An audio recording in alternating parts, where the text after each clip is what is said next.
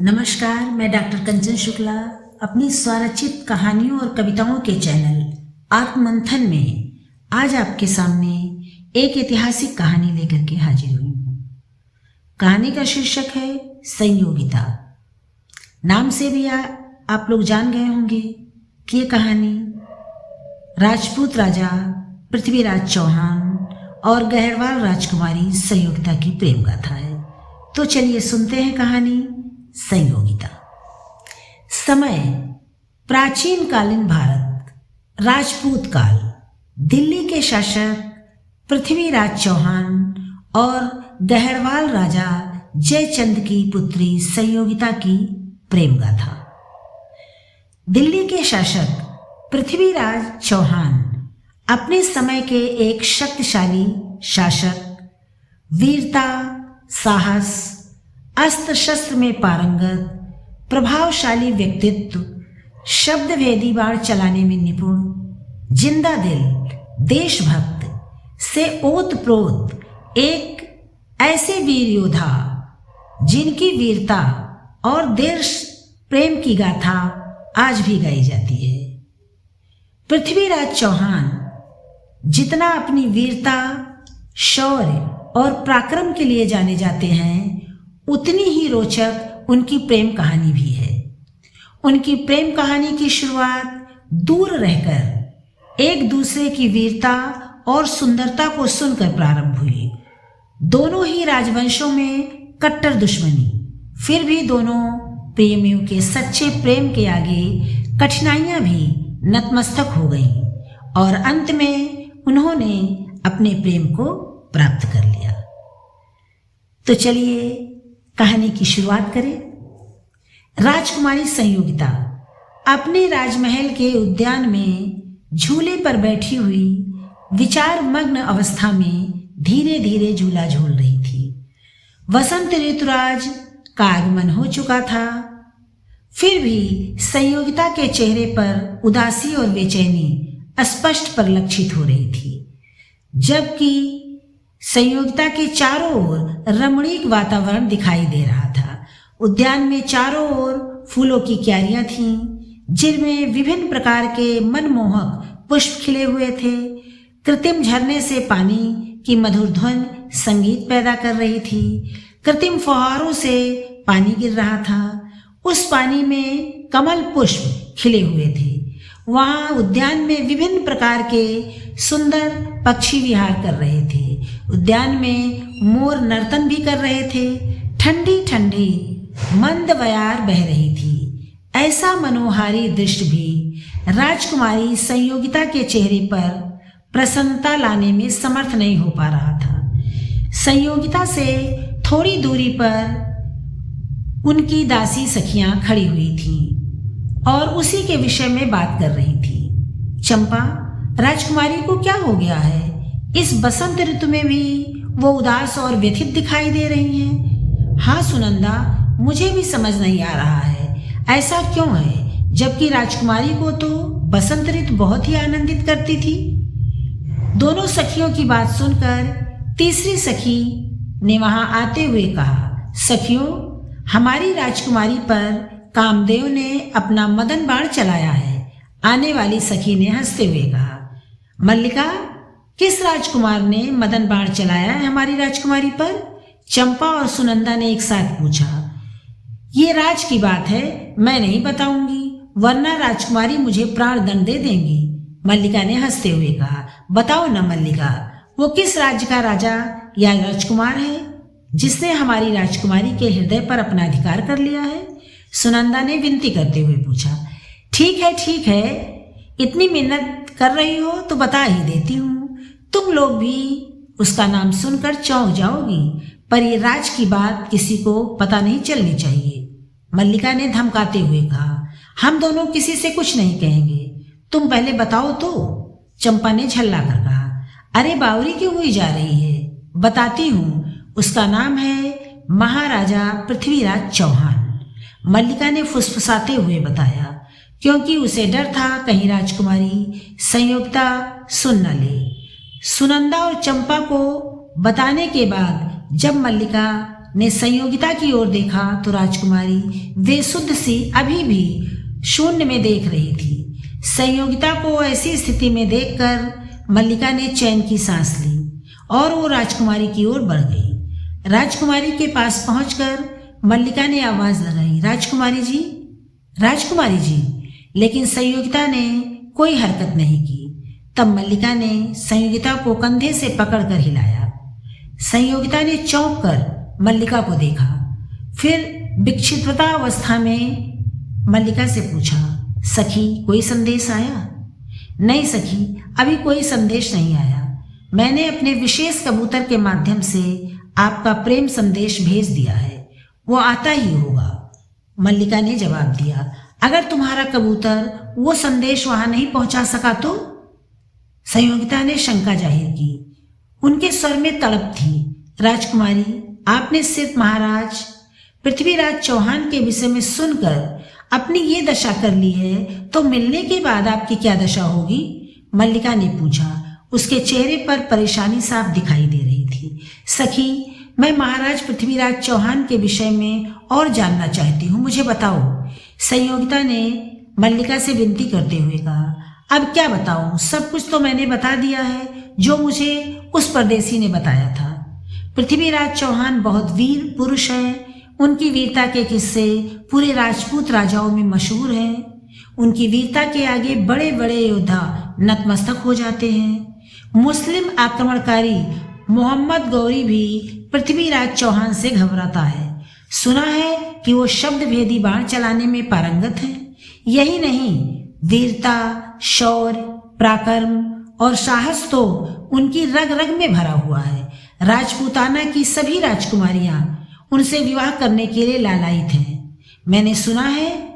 परंतु मुझे यकीन है कि जब उन्हें आपकी सुंदरता के विषय में वो परदेसी बताएगा तो वो आपसे मिलने के लिए बेचैन हो जाएंगे।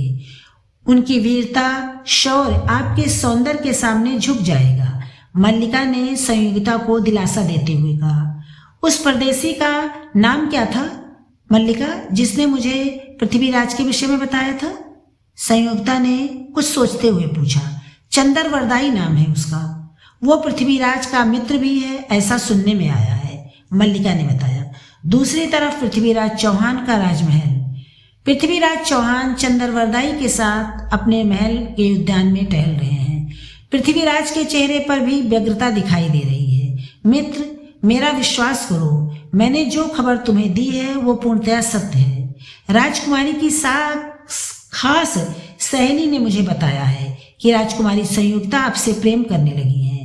जब से उन्होंने आपकी वीरता की चर्चा सुनी है वो अपना हृदय हार बैठी हैं। चंद्रवरदाई ने पृथ्वीराज चौहान से कहा, मैं भी राजकुमारी के दिव्य सौंदर्य के विषय में सुनकर अपना हृदय हार गया हूँ। अब बस मुझे राजकुमारी के इकरार का इंतजार है कि वो भी मुझे प्रेम करती हैं कि नहीं। अगर मुझे ज्ञात हो जाए कि राजकुमारी संयोगिता भी मुझसे प्रेम करती हैं तो मैं स्वयं उनके पास जाकर शादी का प्रस्ताव उनके सम्मुख रखूंगा। मुझे उनकी ही अनुमति की आवश्यकता है। मैं ये अच्छी तरह से जानता हूँ, यदि उनके पिता महाराज जयचंद को इसकी भनक भी लग गई तो वो राजकुमारी का विवाह कहीं और कर देंगे। अपनी पुत्री का विवाह मुझसे कदापि नहीं करेंगे। पृथ्वीराज ने अपने मनोभावों को व्यक्त किया। तभी एक सफेद कबूतर उड़ता हुआ आया और वही उद्यान में पृथ्वीराज के सामने आकर बैठ गया। उसके गले में एक पर्ची टंगी हुई थी। पृथ्वीराज ने जल्दी से उसके गले से माला निकाली और उसमें बंधे पत्र को पढ़ने लगे। पत्र पढ़ते हुए उनके चेहरे के आते जाते भावों को देखकर चंद्रवरदाई परेशान हो गए। जब उन्होंने इस विषय में पृथ्वीराज से पूछा कि इस पत्र में ऐसा क्या लिखा है, तो पृथ्वीराज ने बताया कि महाराज जयचंद संयोगिता का स्वयंवर करने जा रहे हैं। उसमें मुझे नहीं बुलाया गया है। संयोगिता ने कहा है यदि मैं वहां नहीं पहुंचा तो वो किसी और से विवाह नहीं करेंगी और हो सकता है कि उन्हें आत्महत्या करनी पड़े। अब आप क्या करेंगे मित्र? स्वयंवर में आप जा नहीं सकते और संयोगिता यहाँ आ नहीं सकती। अब क्या होगा? आप दोनों का मिलन कैसे होगा? चंद्रवरदाई ने आश्चर्य से पूछा। मैं स्वयंवर में स्वयं जाऊंगा और संयोगिता का हरण करूंगा और उसे अपने महल लेकर आऊंगा। फिर यहाँ विधवत राजकुमारी से विवाह करूंगा। ऐसा करने से मुझे कोई नहीं रोक सकता। पृथ्वीराज चौहान ने कठोरता से जवाब दिया। पृथ्वीराज चौहान ने एक खत लिखा। उसमें लिखा कि तुम स्वयंवर के लिए स्वीकृति दे दो, मैं वहीं तुम्हें मिलूंगा। मेरे जासूस आपके महल में मौजूद हैं। मैं तुम्हें अपने साथ अपने राज्य लेकर आऊंगा, ये मेरा वादा है। अब यहाँ तुम्हें अपनी बुद्धि और विवेक का प्रयोग करना होगा कि मैं स्वयंवर सभा में कहाँ हूँ, तुम मुझे कैसे पहचान सकती हो, ये तुम्हारे ऊपर निर्भर करता है। मैं अपना वादा निभाने आऊंगा। पृथ्वीराज चौहान ने ऐसा पत्र लिखकर कबूतर के गले में डाल दिया। कबूतर वहां से उड़ चला। महाराज जयचंद का राजमहल। जयचंद अपने शयन कक्ष में बैठे हुए हैं और अपनी पत्नी को बता रहे हैं, महारानी, मैंने संयोगिता के लिए स्वयंवर रचा है। अब वो बड़ी हो गई है, उसका विवाह किसी अच्छे राजा या राजकुमार से हो जाए, मैं यही चाहता हूँ। मैंने स्वयंवर में आर्यावर्त के सभी राजा महाराजाओं को आमंत्रित किया है, जिससे संयोगिता अपनी पसंद के वर का वर्ण कर ले। क्या आपने इस स्वयंवर में पृथ्वीराज चौहान को भी आमंत्रित किया है? महाराज, महारानी ने पूछा। मौन रहो, तुमने सोच कैसे लिया कि मैं उसे स्वयंवर में बुलाऊंगा? मेरी पुत्री आजीवन कुमारी बैठी रहे, ये मुझे मंजूर है, पर पृथ्वीराज चौहान से अपनी पुत्री का विवाह करना किसी भी कीमत में मुझे मंजूर नहीं है। महाराज जयचंद ने गुस्से में कहा, ये स्वयंवर है, लड़की इसमें अपना वर स्वयं चुनती है। अगर संयोगिता ने पृथ्वीराज चौहान को अपने पति के रूप में वरण कर लिया तो क्या करेंगे आप? महारानी ने शंका जताई। मैंने उसे स्वयंवर में आने का निमंत्रण ही नहीं दिया है, और अगर पृथ्वीराज चौहान स्वयंवर में आया तो वो यहाँ से जिंदा नहीं लौटेगा। महाराज जयचंद ने गर्व से अपनी गर्दन को तान कर कहा, ये स्वयंवर है, यहाँ आर्यावर्त के सभी राजा महाराजा आ सकते हैं। आपको निमंत्रण सभी को देना चाहिए था, वरना दुश्मनी और गहरी हो सकती है। अगर इस स्वयंवर में पृथ्वीराज चौहान आ जाएं तो वर्षों से आ रही दुश्मनी का अंत हो सकता है। वो वीर हैं, आमेर के शासक हैं। हमने सुना है कि अभी तक उन्होंने विवाह नहीं किया है। हमारी बेटी उनसे विवाह करके महारानी बन जाएगी। उसे सहपत्नियों का दुख नहीं झेलना पड़ेगा। अभी भी कुछ नहीं बिगड़ा है। आप पृथ्वीराज चौहान को भी स्वयंवर में आने का निमंत्रण भेज दीजिए। संयोगिता की माँ और गहरवाल वंश की महारानी ने गंभीर लहजे में कहा, महारानी, ऐसा कभी नहीं हो सकता। मैं अपनी पुत्री का विवाह कदाप पृथ्वीराज चौहान से नहीं करूंगा। आपने ऐसा सोच भी कैसे लिया? आप हमारी पत्नी हैं, आपको हमारा साथ देना चाहिए, और आप हमारे दुश्मन की प्रशंसा कर रही हैं। मुझे आपसे ऐसी उम्मीद नहीं थी। जयचंद ने गुस्से में कहा, महाराज, मैं आपकी पत्नी के साथ साथ एक माँ और इस राज की महारानी भी हूँ। मुझे आपके मान सम्मान की चिंता है, पर मुझे अपने पुत्री के भविष्य की भी चिंता है। मैं इस देश की सुरक्षा के विषय में भी सोच रही हूँ। आपको पता है कि मुस्लिम आक्रमणकारी मोहम्मद गोरी भारतीय सीमा में प्रवेश कर चुका है। अब यहाँ के राजाओं महाराजाओं का ये दायित्व बन जाता है कि वो अपनी आपसी दुश्मनी को भुलाकर अपनी मातृभूमि की रक्षा के लिए एकजुट होकर बाह्य आक्रमणकारियों का मुकाबला करें। महारानी ने अपने पति महाराज जयचंद से विनम्रता पूर्वक निवेदन करते हुए कहा। अपनी पत्नी की बात सुनकर महाराज जयचंद गुस्से से आग बबूला हो गए। महारानी, यह आपकी पहली गलती थी, इसलिए हमने आपको क्षमा कर दिया, वरना हम आपको दंड देते। आज ये बात आपने कही, पर आगे से इस बात का ध्यान रखिएगा, वरना हम ये भूल जाएंगे कि आप इस राज्य की महारानी हैं। हम आप पर राजद्रोह का मुकदमा चला सकते हैं। इतना कहकर महाराज जयचंद गुस्से में उठकर वहां से चले गए। महारानी ने गहरी सांस ली और मन ही मन सोचने लगी, कहीं राजपूतों के इस अहंकार का खामियाजा हमारी मातृभूमि और यहाँ की प्रजा को न भुगतना पड़े। रात गहराने लगी थी। चारों ओर शीतल चांदनी छिटकी हुई थी। ठंडी ठंडी हवा के झोंके राजकुमारी संयोगिता के चेहरे को सहला रहे थे। उसके केश हवा से अटखेलियां कर रहे थे, संयोगिता के चेहरे को बार बार स्पर्श कर रहे थे। इतना सुंदर वातावरण भी संयोगिता के चेहरे पर मुस्कान नहीं ला पा रहा था। शीतल चांदनी दहकते हुए अंगारों का काम कर रही थी। संयोगिता बहुत ही बेचैनी से अपने कक्ष की खिड़की के पास खड़ी आसमान को देख रही थी। तभी उसके चेहरे पर खुशी झलकने लगी, क्योंकि एक श्वेत कबूतर उड़ता हुआ दिखाई दिया। संयोगिता कक्ष से बाहर निकलकर उद्यान की ओर भागी। उसके साथ उसकी प्रिय सखी मल्लिका भी थी। कबूतर उड़ता हुआ धीरे धीरे नीचे धरती की ओर आने लगा। कुछ ही देर में वो संयोगिता के सामने धरती पर बैठ गया। संयोगिता ने दौड़कर उसके गले से माला निकाल ली। उसके लॉकेट में सादा कागज था। संयोगिता ने मुस्कुराते हुए कागज ले लिया और कबूतर को प्यार से सहलाते हुए कहा, मेरा इंतजार करो, मैं भी आ रही हूँ। फिर वो अपने कक्ष में गई। दीपक की लौ उस कागज पर की। थोड़ी देर में वहां लिखे हुए शब्द दिखाई देने लगी। वो एक प्रेम पत्र था जो पृथ्वीराज चौहान ने अपनी प्रेयसी संयोगिता के नाम लिखा था। राजकुमारी, अभी मैं आपको इसी प्रकार का संबोधन दूंगा। मैं मानता हूं कि आपने मुझे अपना सर्वस्व मान लिया है। ये मेरा सौभाग्य है। आपने मुझे अपना पति स्वीकार कर लिया है, मुझसे प्रणय निवेदन किया है। मैं भी आपसे प्रेम करता हूँ। आपने मुझे पत्र लिखकर बताया कि आपका स्वयंवर आयोजित किया गया है।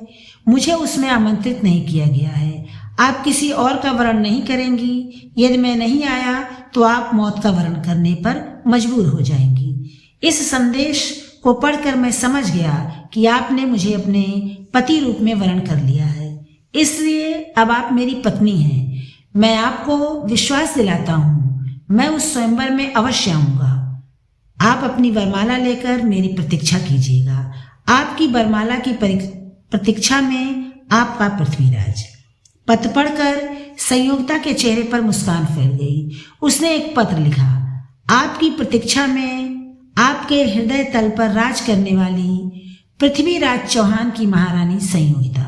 संयोगिता ने कबूतर के गले में पत्र लटका दिया और कबूतर वहां से उड़ चला। गहरवाल नरेश जयचंद का राज दरबार। विभिन्न राजाओं